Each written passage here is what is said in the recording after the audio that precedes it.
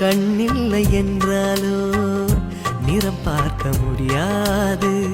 நிறம் பார்க்கும் உன் கண்ணை நீ பார்க்க முடியாது. குயில் இசை போதுமே, அடக்குயில் முகம் தேவையா?